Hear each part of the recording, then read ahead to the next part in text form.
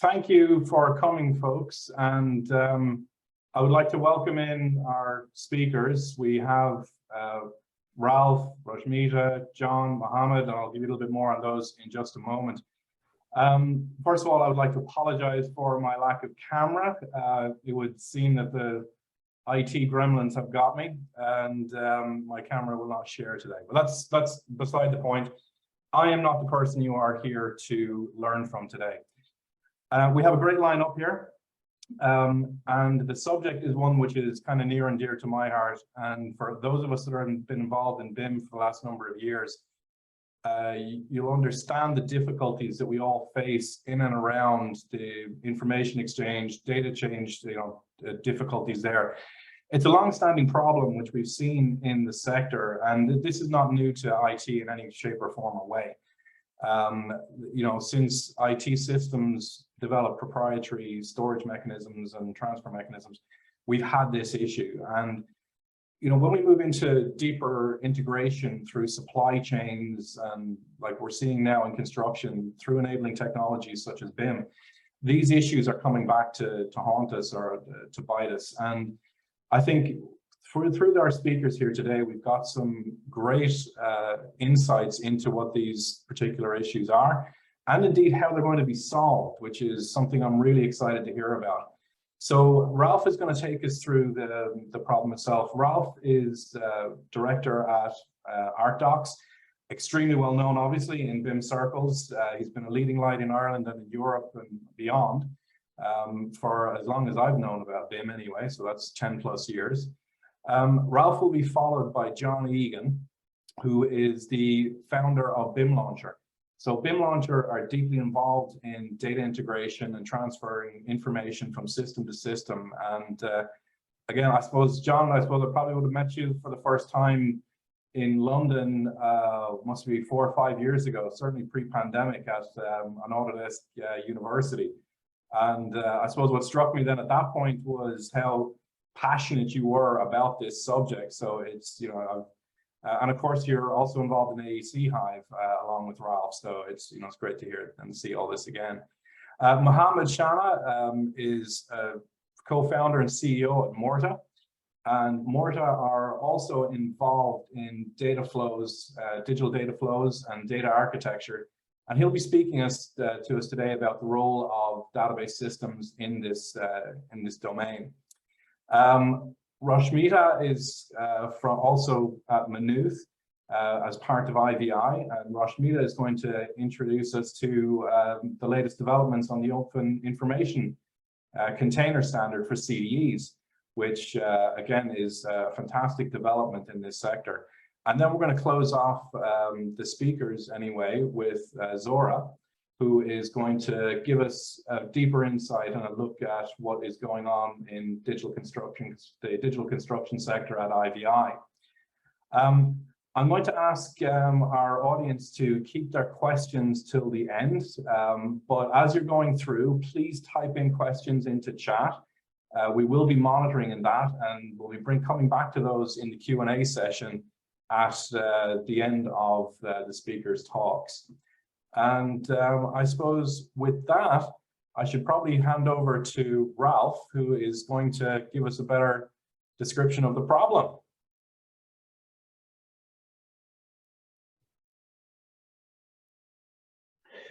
Okay, hopefully you can all see the screen and we're ready to go. All good here anyway. Okay, great stuff. Just see how we... All right, Paul's already introduced me, so I'll skip over that.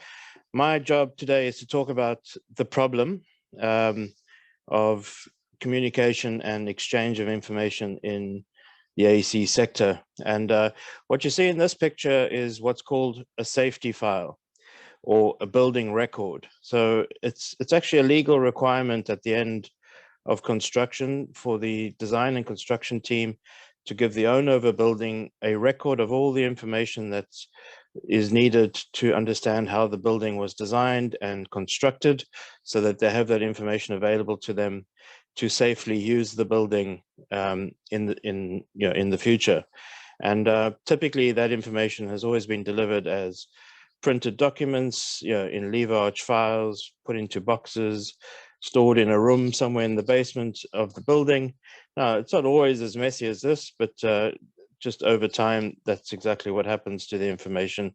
And I suppose the question is, when you look at this picture, you know, there's some obvious questions about how useful this information is, because a lot of time and money has been spent providing and producing that information, and obviously, what's the impact of this information on costs, not only the design and construction costs, but the ongoing operations and maintenance costs of built infrastructure, the impact on time, safety, quality.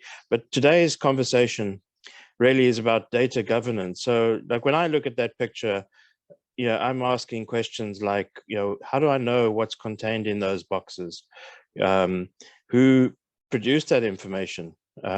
When was it provided? You know, why was it provided? What was the purpose of the information?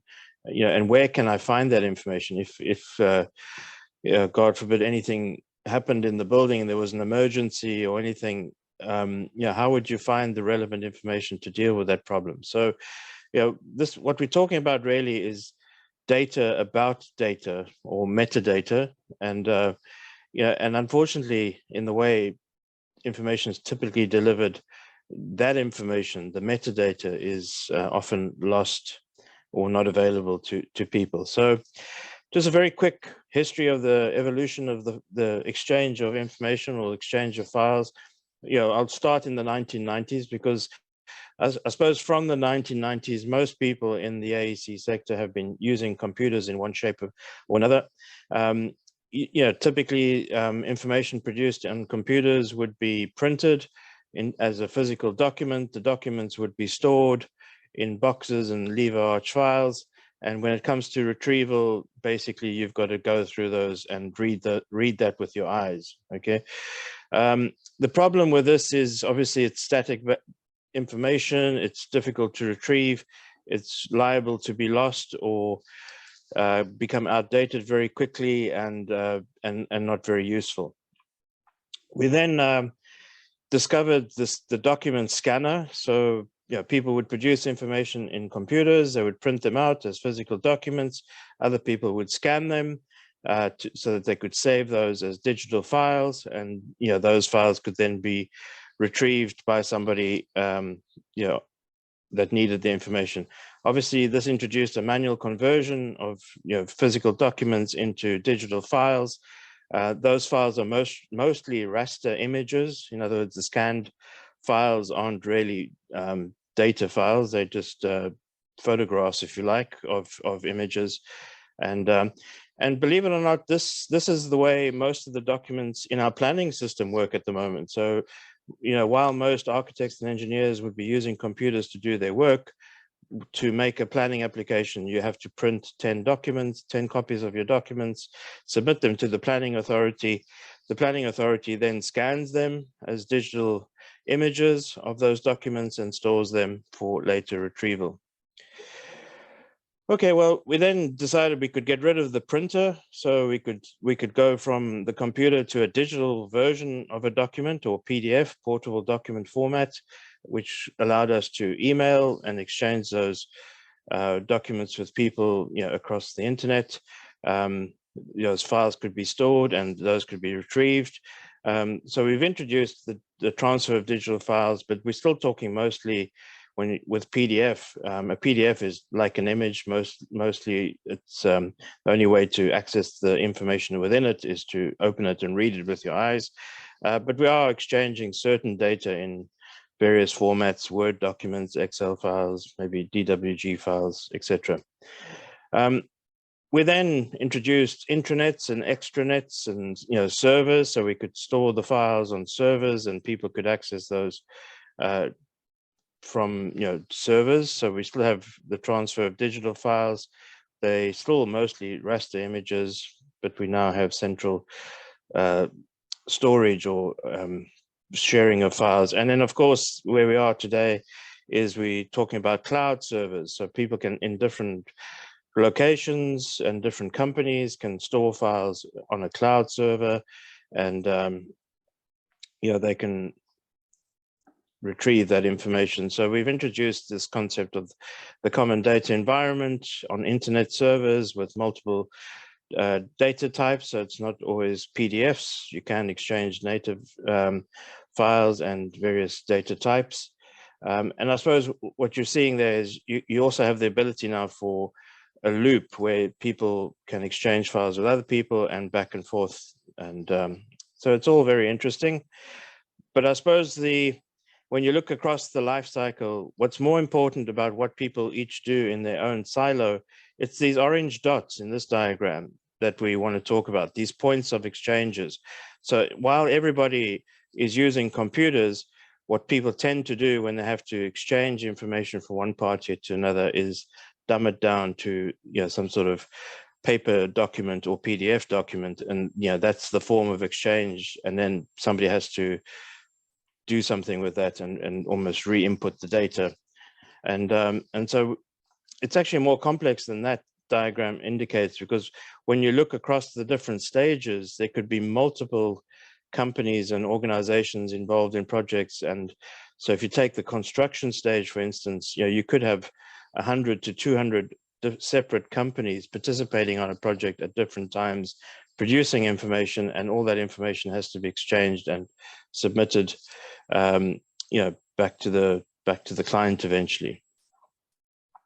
Okay, the mechanism we're talking about is file naming. That's the way we exchange files. And the best description I can use is, if you look at every vehicle that's on the road, every vehicle has a license plate. And the license plate by itself is not very helpful or useful until you understand what the codes mean. So once somebody explains to you that the IRL stands for Ireland, and the 00 is the year of registration, and the letter D is the county in which it was registered, well, then you realize how useful a license plate on every car is. And without stopping the car and having to question the owner about, you can pick up several bits of information very quickly. And that explanation or that meaning of the codes is what we're talking about. That's metadata. So metadata is data about data. Well, in the same way, when we produce files, as we're exchanging files, you can look at a file name, and there's often nothing in the file name that tells you what's in that file. What does it mean? What does it contain? Now we've introduced sort of the naming convention. So the ISO 19650 standard and the various annexes, the UK annex or Irish annex, has introduced a coding system like a license plate. So every file effectively has a license plate. But until you get the explanation of what those codes mean, it's also not that useful to people. So again, it's the metadata, the explanation or the meaning of the codes that is the useful stuff. Now, unfortunately, the metadata or the explanation is not contained in the file or the file name itself, often. So it's stored either in various systems or in other documents, not the document itself. And so that's kind of the challenge that we have when we begin to exchange files through email, direct transfers, or even cloud systems, is that often the metadata is not exchanged with the file itself. We initiated a project in 2020 through the AEC Hive. So John Egan, who's on this call, and myself got a group of experts from around the world together in a roundtable discussion, and we started talking about how could we standardize the exchange of information containers. And through that discussion, we developed a list of properties that related to files, that explained the meaning of files, based on the ISO 19650 standard, the UK annex, and other bits of information that the panel thought were helpful. And then we put this problem to Maynooth University under a research project using Enterprise Island Innovation Voucher. And I suppose the crux of the matter was that the mere existence of a file or document didn't itself wasn't enough to explain the purpose or the content or the status or even the authorship or governance of a file. So we still wanted to know who, why, when, and where, etc.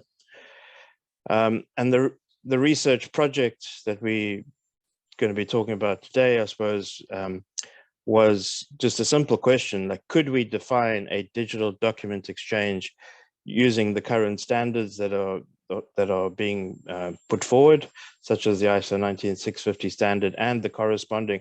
I think a lot of people forget that ISO 19650 doesn't operate by itself. It relies on the data schema set out by IFC or 16739, etc., data dictionaries and data delivery manuals or information delivery specifications. So since these standards are being put forward by the international standards community and also the European standards group, the question we asked is, can we define a document exchange using these standards? And together with what we call a digital planner worker, which is a tool that we use in Arcdox as BIM consultants to specify the responsibility matrix and information delivery plans, and also the 140 properties that were defined by the AEC Hive roundtable discussion. So that is my quick introduction to the problem. Who needs an answer to this question? Well, I would say anybody who's working with information. So I'll hand it back to you, Paul. Thanks, Ralph. Yeah, it's a simple question with a really difficult answer, I would imagine, and not one we're going to get to too easily. I have to say, I will be stealing your number plate analogy for my students. Yeah, I'm definitely going to do that. Very good. Yeah, I was looking down through their 1990s there, and I saw, oh my gosh, it's more like a horror train than a trip down memory lane on that one. I'm sure we all remember it, but I suppose we have different problems, the same problem in just a different format. It's amazing that some people are still operating with workflows from the 1990s. Yep, a lot of people are still printing information, and that's the formal exchange.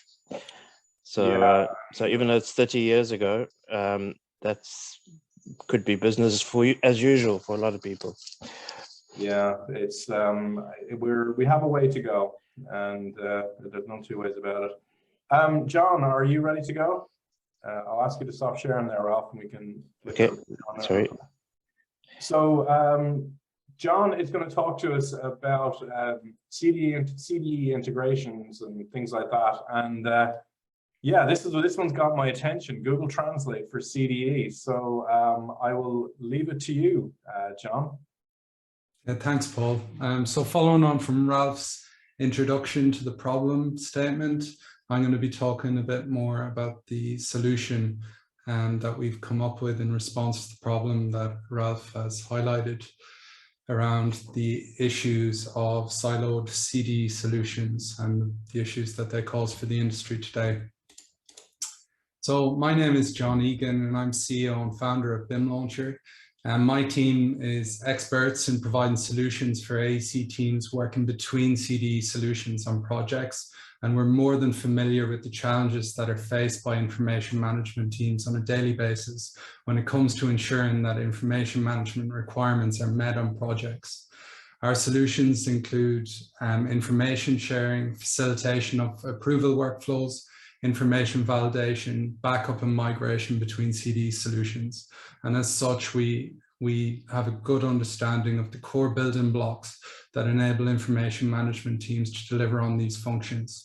But yet the development of a standard to make these solutions accessible to the wider industry today is lagging behind. And that's really what we're here to talk about today. So we believe that a CDE that performs as one CD solution can better enable organizations, projects, and teams to support the whole lifecycle information management requirements for assets.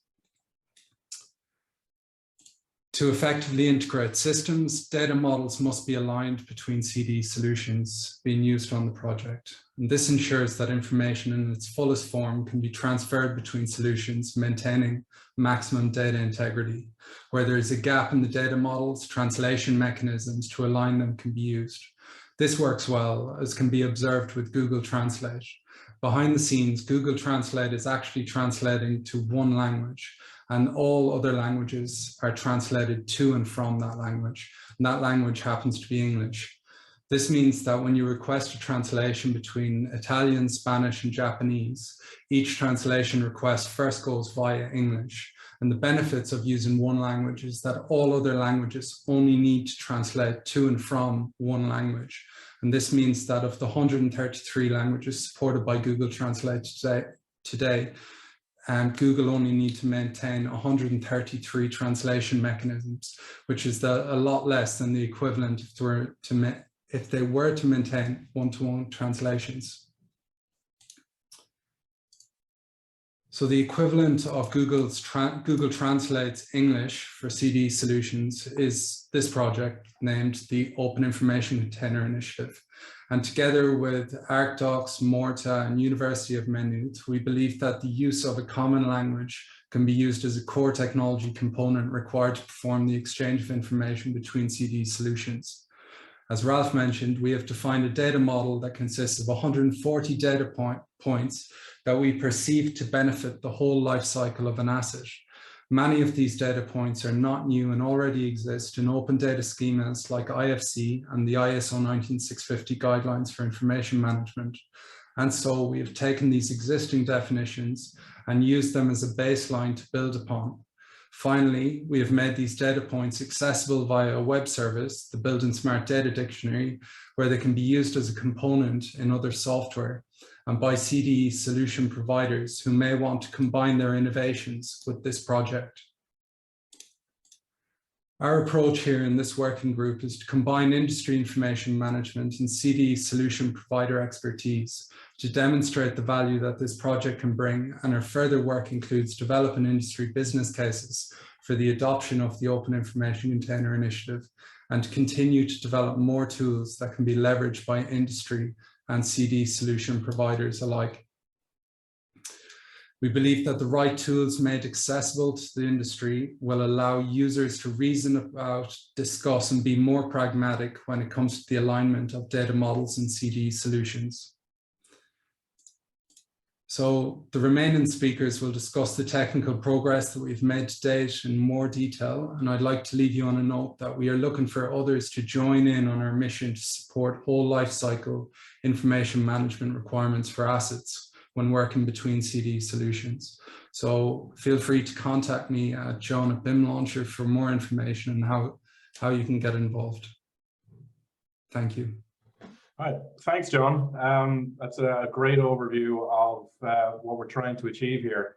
So it's really about getting data from one proprietary piece of software to another proprietary piece of software and all the way through the system. So we have it, am I picking you up correctly? Yeah, it's about maintaining that data integrity throughout the entire life cycle of the data object and the physical object. So that as information gets added through in system X, when it gets transferred over to system Y, such as the building management system, its integrity is maintained all the way through. Is that correct? Yeah, that's right. So by using one data model and mapping all of the different common data environment solution data models to this one data model based on our pragmatic approach to what information is actually required to be exchanged between different common data environments. This means, yeah, pretty much that enables us to provide this as a solution to the industry and to CD solution providers where we can, or everyone can exchange information with maximum data integrity.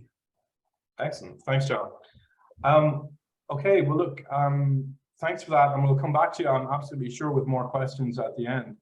But I suppose before that, let's hear from Mohammad Shana'a. from Morta, who's going to talk to us about some digital workflows, data architecture, and I suppose put some more meat on the bones that you just went through there, John. Awesome, thanks, Paul. Hi, everyone, and it's great to be with you today. So my name is Mo. I'm one of the co-founders of Morta, and I'm really excited to be speaking with all of you today and building on a lot of what Ralph and John have just mentioned. So what I'll be doing is I'll just quickly, can you see my screen? Okay, awesome. So I'll be taking you through quickly a few slides effectively that show you what we're trying to achieve. I think a lot of the context has already been provided, and then I'll be showing you an example of the implementation of the set of properties on top of Morta and what that looks like.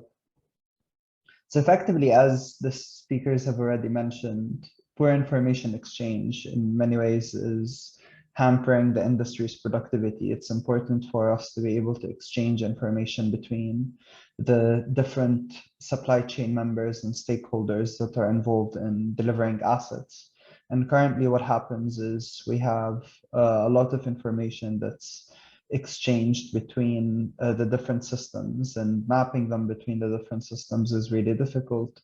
A lot of information is often lost in PDFs and in spreadsheets, which increases the data gap and the inefficiency, so to speak, and moving around this information, but then also making it more accessible and reusable.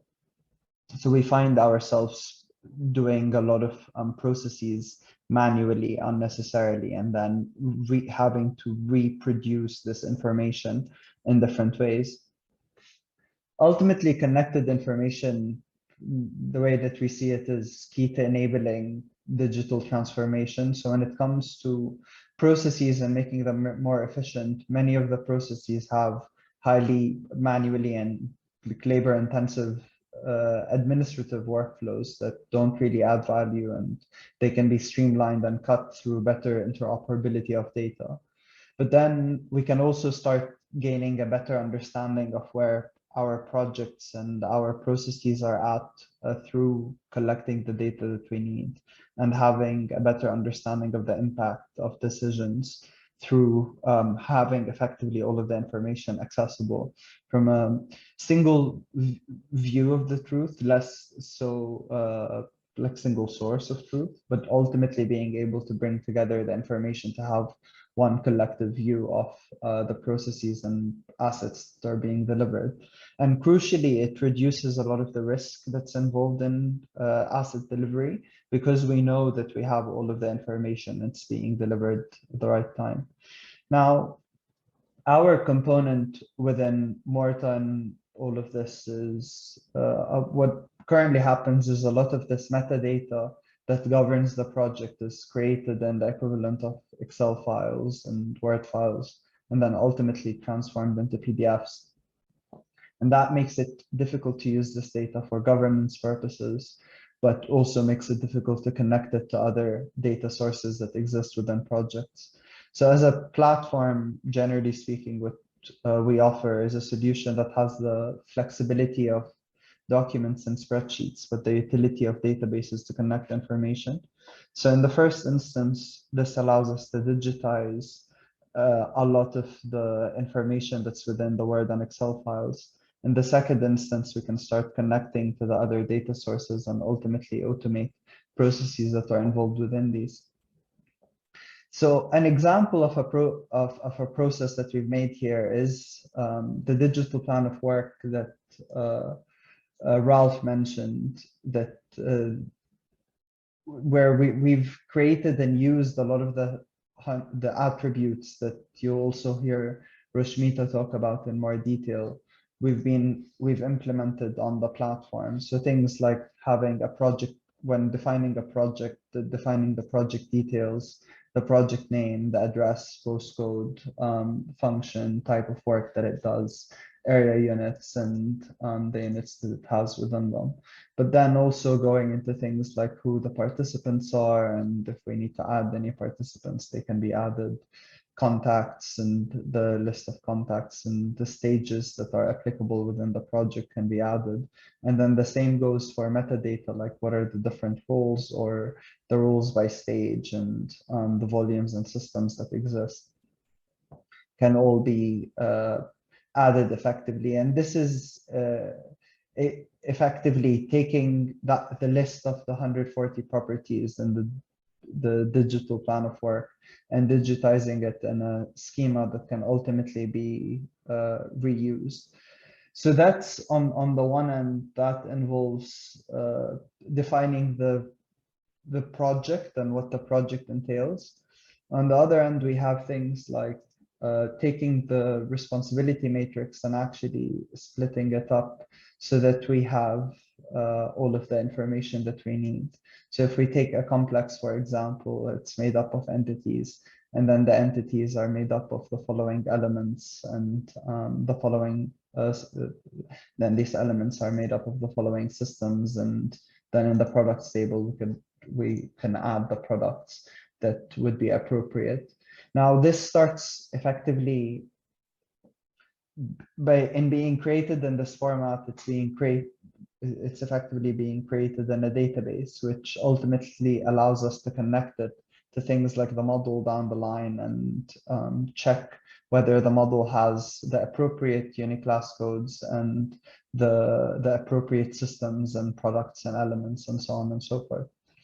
Now, at the heart of effectively what we're trying to achieve with the open information container is making the data ultimately more interoperable so that we can start viewing where the different deliverables are at.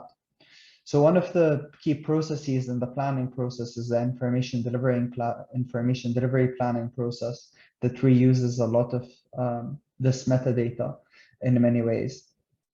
So what we typically see within information delivery planning is sets of different Excel files that are created. And in these different Excel files, you have the different task teams and the information delivery plans that they'd create. They'd do those in the separate files, and then they'd have to aggregate these together. In this case, what we're doing is each of the different task teams can get access to a different table on the platform that has a different view that's filtered based on their roles. So this is only applicable for the design team, whereas the one below here you can see is only for the mechanical works team. And then we have the waterproofing works and so on and so forth. Each of the task teams can input their data here. When they're inputting their data, this is governed through a lot of the metadata that's defined within the digital plan of work.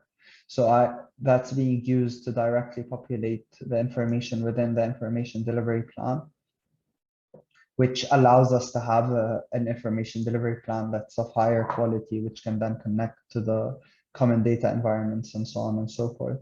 So as we're governing what's input, we then have a table that has a separate view of the data, which is unfiltered and across all of the different task teams. I can see all of the information that relates to each of these. But then one of the things that's also crucial is we can start connecting it to the other common data environments. So if it's things like Viewpoint or Asite or different types of solutions, you can ultimately connect these data sets to each other in order to understand, has this deliverable been submitted? Has it not been submitted? And if it's been submitted, we can then collect appropriate metadata around it to check ultimately whether what's in the common data environment is following the plan of works and the metadata that was defined as part of the digital plan of work. So that it gives you a bit of an idea of an implementation of some of this metadata and how it can be reused effectively. Ultimately, all of this can end up in a visualized dashboard that gives us a view of what the total deliverables are, what's being submitted, and then we can go into more granular information quality related checks quite easily. But yeah, I hope that this overview was useful, and I'm looking forward to answering any questions. Thanks, Mohammed. That's great. Tell me, the tool you're showing there, do you see that as more of an information packaged platform, or do you see it more as a project delivery tool? I think for different organizations are using it differently. So ultimately, there are like two bits to this. The core Morta platform can be used across a wide range of use cases. When it comes to the digital plan of work tool, I think most of all it's used as a planning tool, which is part of a project and information management process. Now, it can then also be used as a tracking tool by connecting it to the common data environment, which ultimately takes it to I guess, a degree of like delivery and project management. Yeah, it just appears to me to be a phenomenal opportunity there for, and a good use case would be during design stage and construction stage to see how information is coming through and data is being added through. You can start to see how the information and obviously the work that's behind that is developing. So yeah, that's pretty impressive. So thanks for that. I'm sure we'll have a few questions for you in a little while. So anyone who's in the audience there who wants to post any questions, please feel free to do so. And I think now it's time to go over to Roshmita, who is going to take us through some of the stuff under the hood here. Are you good to go there, Roshmita? Hi, everyone. Can you hear me fine? We can hear you now. Thank you. Perfect. All right. So just give me 1 second. Yeah. So I'll be talking about the open information container project that we did. And Ralph has already explained in detail the challenges that we faced, and the challenge that we hope to tackle with this project was regarding the lack of standardized metadata information while exchanging files between systems. And as it has been mentioned before, the ISO 19650 required files to be managed within a common data environment, and for these files to have associated metadata, but did not specify exactly which metadata needed to be included or which properties needed to be included. And here the BIM launcher and Arcdox defined 140 properties which specify various types of information regarding the structure, the type of documents, the role or the discipline of the related information, the status of the document, the revision history, things like that. And then the introduction of IFC standard in our scope in the scope of this project came into picture as IFC standard was adopted and was being adopted in a very enormous manner because of its open vendor neutral international standard. And thus we wanted to map the properties that we had to IFC properties. And these are the objectives that were included in the scope of our project. So the first of them being mapping of the defined properties to IFC properties. And next, the objective was to add the unmapped properties into the Building Smart Data Dictionary domain. And we had to determine which properties had not been mapped and then see how those could be added to Building Smart Data Dictionary. Now, the third objective was to identify the mechanism to create information delivery specification, basically something to validate the file exchange between software systems. Now I'll discuss the findings. Like after our research, these were the findings that we had regarding the mapping of the defined IFC, the properties, the defined 140 properties to the IFC properties. We also cross-referenced it with the COBE standard, and we found that a significant number of IFC properties, although there were a significant number of defined 140 properties, I think there was some 70 odd properties that were mapped to IFC properties, but again, there were a significant number of properties that were not being in use in Building Smart Data Dictionary. So these again needed to be addressed in Objective 2, although there were certain properties that were being mapped to IFC properties, but not in use in BSDD. So these again needed to be added to the data dictionary. And in Objective 2, we created a sandbox for Arcdox that had all these 140 properties. And this sandbox is to be used to upload a JSON model and containing all of these proposed properties in the project. And these properties can be further referenced while creating a IDS for validating the delivery, validating the document exchange. So again, in Objective 3, so here the findings that we deliberated for a while between MVD, model view definition, and IDS for validating our file exchange.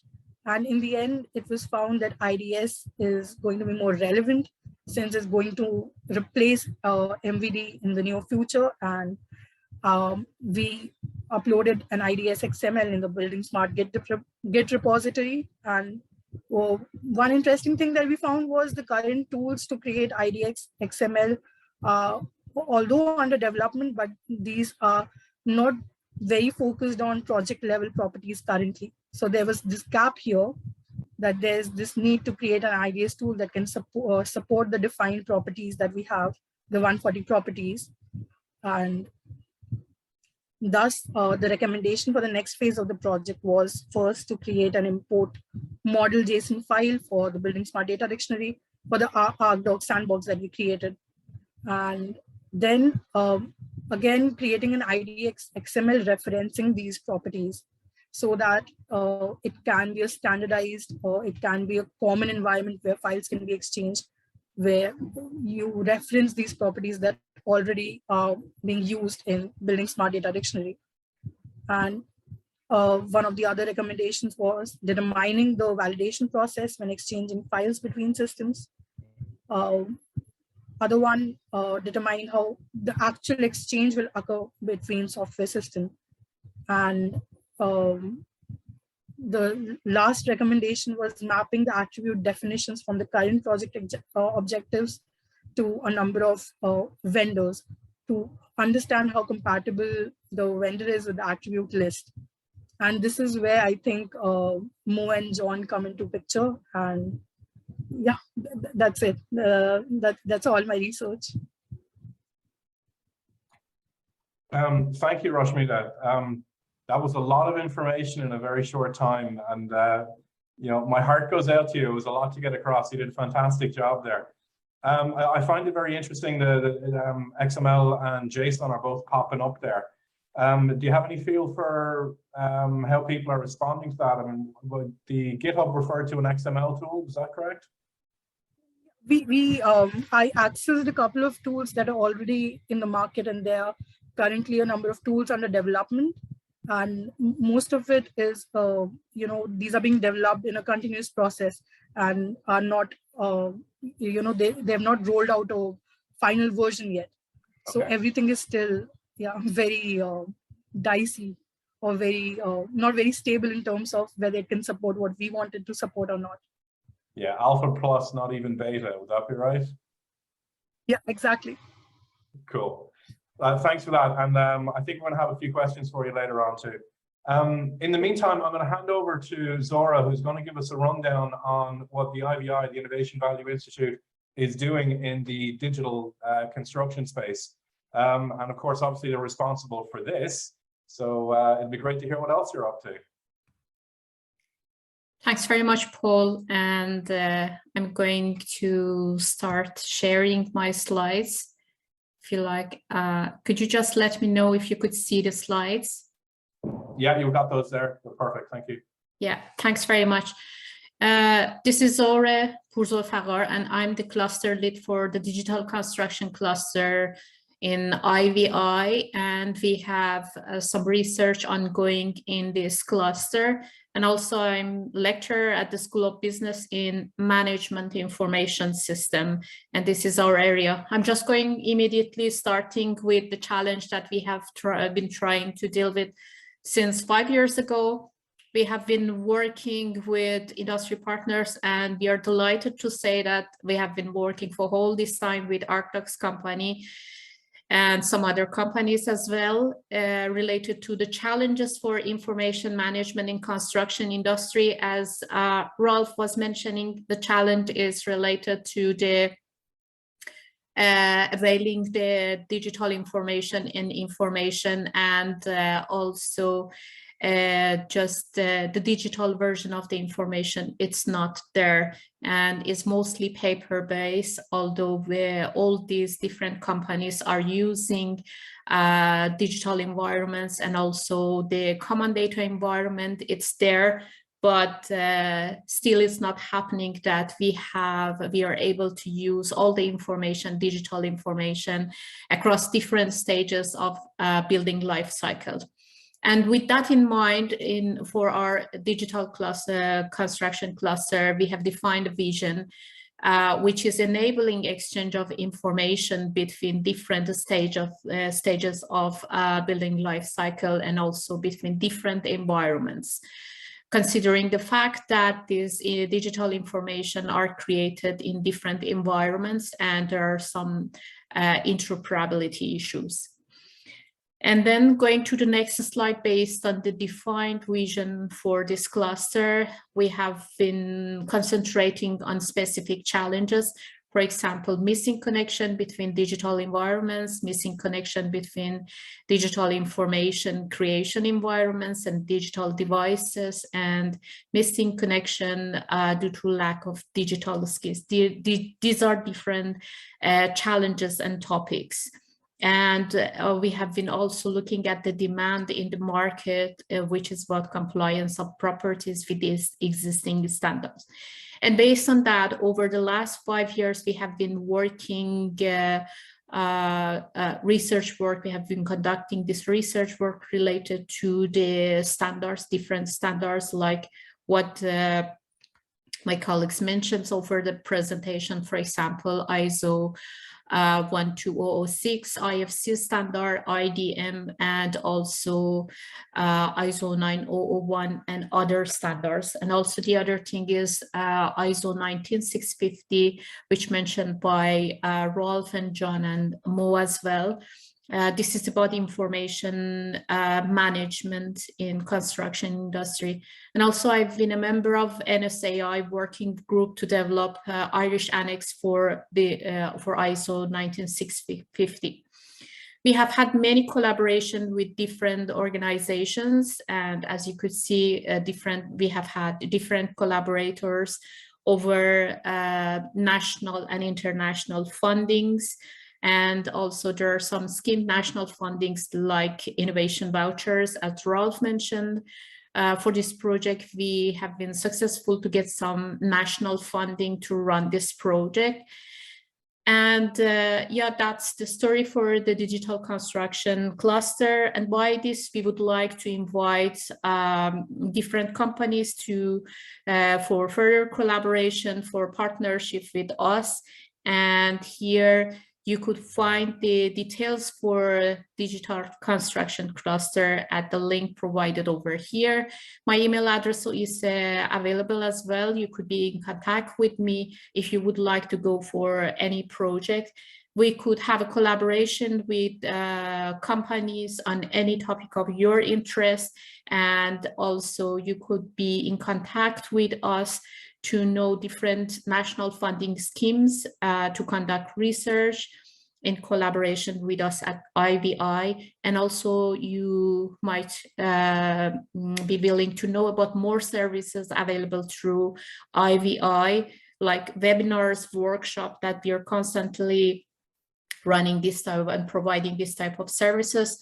And also we could discuss about different opportunities for collaboration with us and project partnership opportunities. There are some possibilities to be a member of IVI and benefit from all these services. And that's from my side. Thanks very much. Hand it over to you, Paul. Thank you. Thank you very much, Zohreh. That was great. And thanks for that overview. I think it's really important for the audience to realize how many supports are out there for them. and that these supports are obviously funded through various government agencies and mechanisms. It can kind of take a lot of the pain away for some organizations, and also to, just to know that support is there through institutes such as Maynooth, Sligo. I better throw Intuos in there because we're part of it too. But you know, it's really important. Okay, I'm going to go straight to a question from DH, and that is, well, I'll just read it out here. It says, "Great work by the team. Will this standard require the main players in the CDE space to adopt this standard and provide a translation mechanism to the central English, so that others can focus on the English version? Has any progress been made in this regard?" So obviously people are understanding the concept of what you're trying to achieve here, guys. Who would like to take that question? John, maybe that would be a good one for you. Seeing you came up with the Google Translate analogy. Yeah, one of the big challenges for the adoption of, you know, an English for CD solutions is that it does require CD vendors to adopt and develop interfaces which are compatible with converting to and from the equivalent of this English that I've used in my analogy. And that is expensive. It's expensive to, you know, build, operate, maintain. The lines are blurred between responsibilities of different vendors. It's quite risky because it does really open up the CD vendors to integrating with anyone, and CD vendors commonly don't have enough feature differentiation to be competitive. So customers may leave, you know, for similar features with other vendors quite easily. So it introduced a lot of risk for them. The other challenge that we have in creating this English equivalent is that there is actually limited, or the features that we require in order to meet the English standard are often not exposed through the APIs of the CD vendors either. So if you look at like user permission control, workflow control, and schema control, for example, in each of the CD vendors, and even, you know, records of events and transactions that have happened within the CD systems, they're often not exposed through the APIs. So not only do we have, does it require a CD vendor compatibility, but it's extremely challenging for CD vendors to actually become compatible with this English standard. So the approach that we're taking, and hopefully through the development of tools and actually demonstrating the value proposition for clients, building owners, of having a complete data set around this open information container standard, that will hopefully in turn put pressure on CD vendors to actually build towards this open information container initiative standard. I think John, when you're doing something like this, which is for let's call it the greater good. You know, like, so the greater good is that everybody can communicate and we can begin to eliminate some of these roadblocks and challenges. I think it's unreasonable to expect vendors to push that, you know. So the greater good should really come from the greater community and of people, and like public bodies obviously are, you know, have an enormous influence. I mean, if you just take in Ireland, for instance, we have a central body that is controlling all the information of every single development that occurs in Ireland. You know, so you would say, well, if there was anyone in Ireland that had an interest in standardizing the information exchanges for the greater public good, well, you know, that would be the Irish government as a public body that is, you know, overseeing just about every development except for developments that fall outside of building control. You know, so personally, I think the drive has to come from the end clients, not the vendors. Like, the vendors have no incentive to develop something for the greater good. You know, vendors are in competition, and like, why would they drive something that's going to open up the market? That's just my personal opinion. So yeah, yeah, that's a really interesting point, Ralph.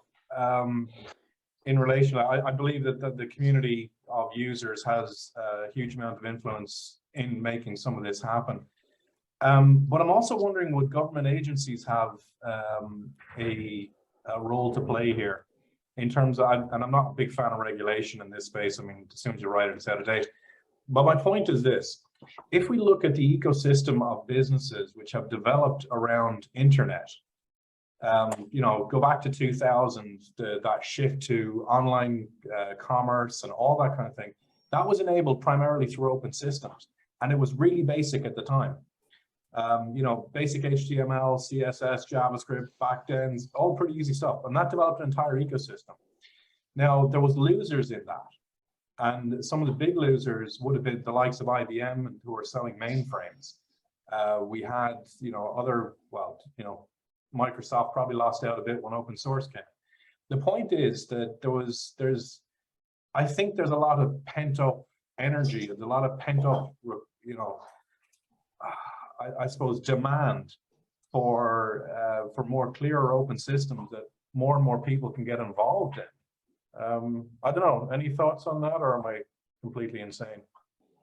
no. Like, when we describe this project, you think, like, can we get everyone to agree on 140 properties? It doesn't sound like a massive undertaking. Yeah, and it's not an arbitrary list of 140 properties. It's 140 properties that's derived from international standards like ISO 19650, which are also European standards, which means for a country like Ireland, it's an Irish standard, you know, by default, whether Ireland has thought about it or not. And in fact, we have no opportunity anymore to develop a national standard, because under regulations, we have to follow European standards. So yeah, it doesn't sound like a big task to say, well, could we all agree, like, you know, talk back to John's analogy, if we're going to all translate to this single language, could we all agree on these 140 properties? If we're going to exchange a file or a document from one place to another, you know, we're all talking the same language. Yeah, that doesn't sound like a unreasonable request, although it would be unreasonable to say, let's leave it up to the vendors, because the vendors are not going to agree. They will all want their own proprietary system in place, you know, and of course they want that because they're in competition. So I think the agreement has to come from industry and particular big players. Personally, I don't think it's individual users. Individual users don't have enough authority. It's the big players on the market side, which would include government and big infrastructural and real estate clients, I suppose. Yeah, I suppose I'm looking for that kind of that somewhat dreamy like scenario where we've got, you know, connectivity across the entire system, similar to what we see with ERP systems in other domains. So for instance, if you walk into, I don't know, Dunnes Stores and buy a liter of milk, you know, that's red on the till, it's taken off the stock in, you know, on the shop, it's taken off the stock in central for reordering and all that kind of stuff. So these enterprise systems that we see across, you know, retail, we see them in manufacturing. We're getting closer to it through the likes of CDEs, but we're not there yet, you know. Yeah. That's where I want this to ultimately wind up, and I can't see it happening. Well, that's a good demonstration. Like in retail, yeah, the barcode that's on the label, like the GS1 standard for that barcode, is across the world. Like you can track a piece of meat that you buy in a supermarket back to the cow it came from. You know, it's not like it's been done. It's not as if we have to invent anything. You know, a simple agreement on a standard set of information is the key. And you know, you can imagine a scenario in the future, like I don't know how long a future, but that the information that's required for, say, making a planning permission or a building control submission or a health and safety, you know, verifying your health and safety information, is all standardized in an information delivery specification so that everybody knows what they have to deliver every time. So, yeah, because at the moment, every project is a new venture. Like every client is a different set of requirements. Every planning application has to go through like an individual scrutiny of, you know, how good the information is, because there's no standardized specification. Every building control submission has to be manually input into a system every time. Yeah, it's just bizarre. Should just be like scanning the barcode. Yeah, I think we have a way to go, but I think it's probably a nice place to aim for, you know. Yeah. That those fully integrated workable systems, you know, that just Yeah. work for us all. Well, I think we've said like a starting point to that is if we could agree on 140 things, which isn't, we're not talking about millions of things to agree on. It's just 140 things, and as an industry, we could say, well, if we're going to send a file from here to there, wherever it is, if it's from a client to a designer or back again, or from a designer to a contractor or back again, or for a contractor to an operator or back again, or even from anyone to a legal authority, be that the planning authority, the building control authority, the health and safety authority, anyone who has to check stuff, that there'll always be a standard set of properties that everybody works to. Then yeah, the industry will be super efficient. Yeah. Tell me, I know, Ralph, that you're also involved, and actually a good number of the panels here, in the Irish Annex. How are we doing on the Irish Annex for 19650? Well, it's complete, it's published, it's there. It just has to be referenced. You know, there's no regulation that says people have to use the annex. So that's one of the things about standards, is standards are voluntary until there's some regulation or something that makes it mandatory. So but it's there, and I believe, for instance, the health service executive have implemented the annex as part of their national information system. I heard somebody tell me that the other day. So I think you'll see it being implemented more and more, but it's still on a voluntary basis. There's no mandate.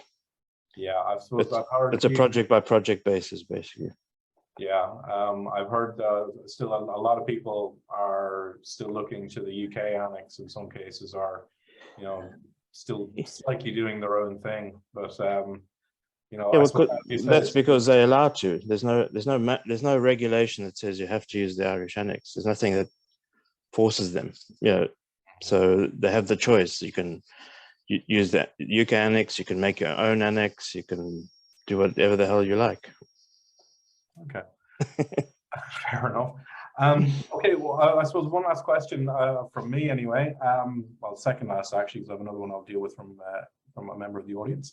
I suppose I'm kind of curious, how do you see the likes of information requirements coming through from clients at this point? Do we still have a fair bit of training to do with clients there? I mean, I think the larger, you just mentioned the HSE, obviously they're getting their act together and they've got, you know, they're fairly well down the line. What about others? And I did believe there was mention of digital twinning as well as the end game here. Mo, maybe you can, because you're doing a lot of work with information requirements with various clients. So maybe that's something you could cover. Yeah. Yeah, we're to be honest, there's a mix. So on the one end, you're seeing a lot of the bigger clients start like a bigger central clients. So here in the UK, like the Ministry of Justice, the DFE, the EA, the Environment Agency, they've pushed ahead and they're really getting their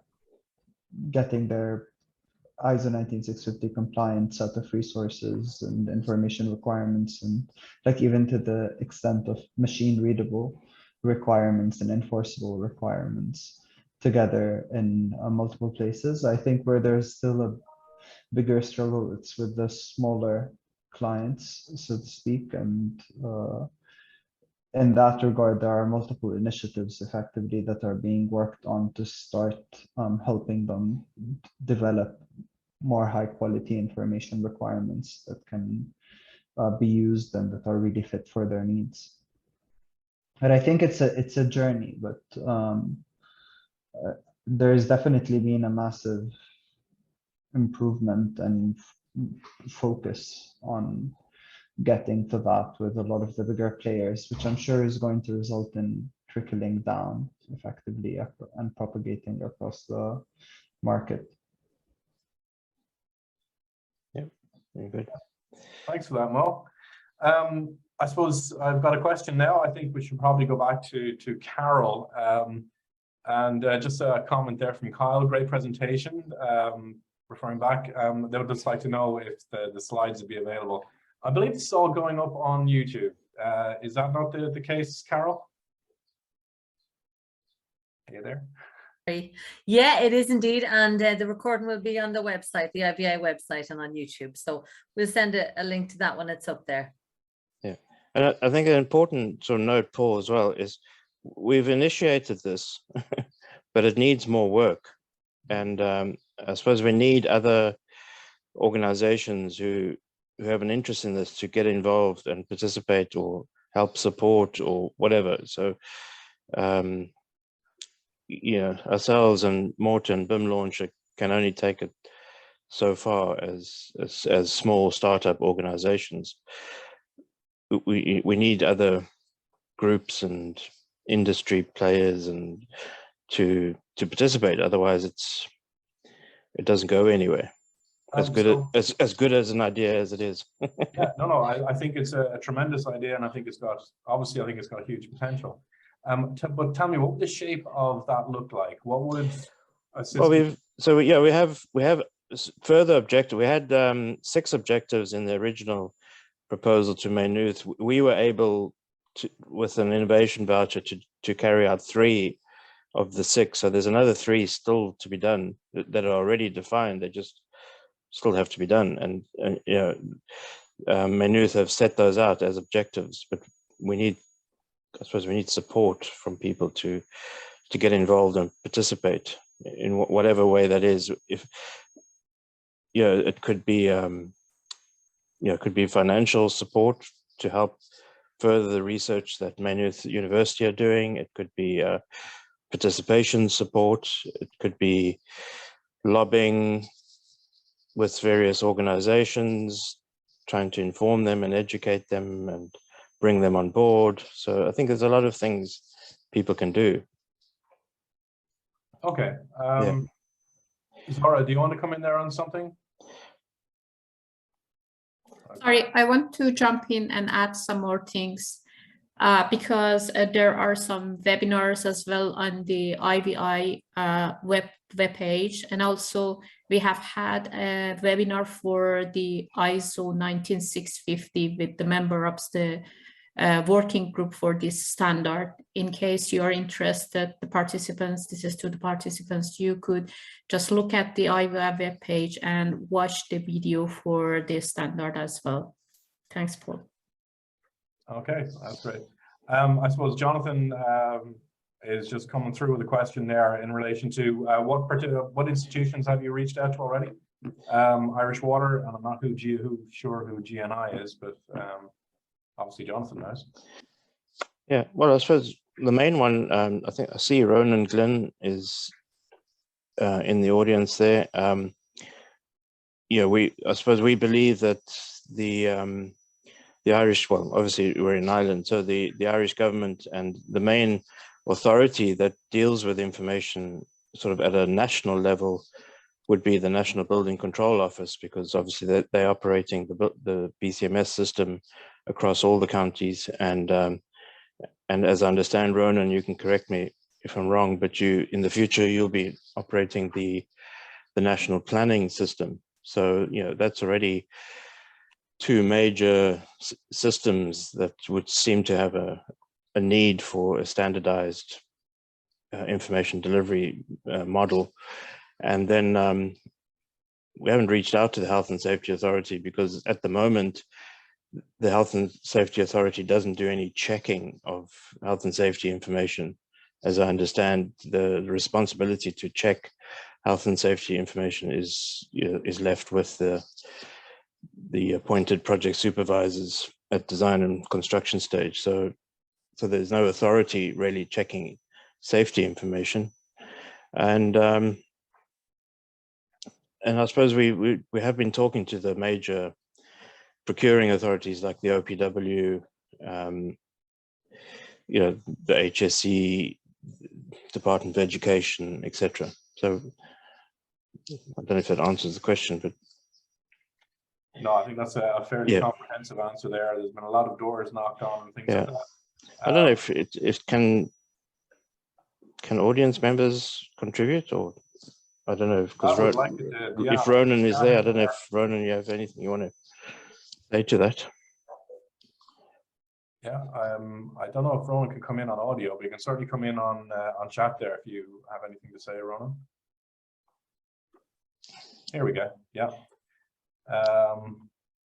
Ronan's just saying, just in case you can't see it there, Ralph, we aren't involved in the e-planning as far as I'm aware, but certainly the idea to CDE on possible automation for building control checks. Yeah. Yeah. Okay. Yeah, I think we've got it. I think you've actually got it. I think it's there. And I think there's a lot of threads that need to be kind of teased out a little bit further to get a few more people involved, you know? Yeah. Yeah. Okay. Yeah. Well, that's wonderful, folks. Are we okay? Do we have any more questions, or shall we draw it to a close? No, I think we can. Yeah, I think we can probably close it off there. Well, look, on behalf of the IVI, I would thank all of our speakers and the time you put into answering questions and, you know, informing us all is very much appreciated. So look, thank you very much for that, and enjoy, I suppose, the rest of your day. And I suppose the key point for everyone here, it's up on screen there. There's obviously a newsletter, but please get involved in this project in any way you can. Put the word out there.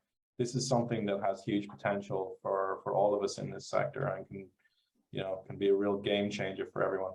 So with that, I will say thank you very much, and goodbye.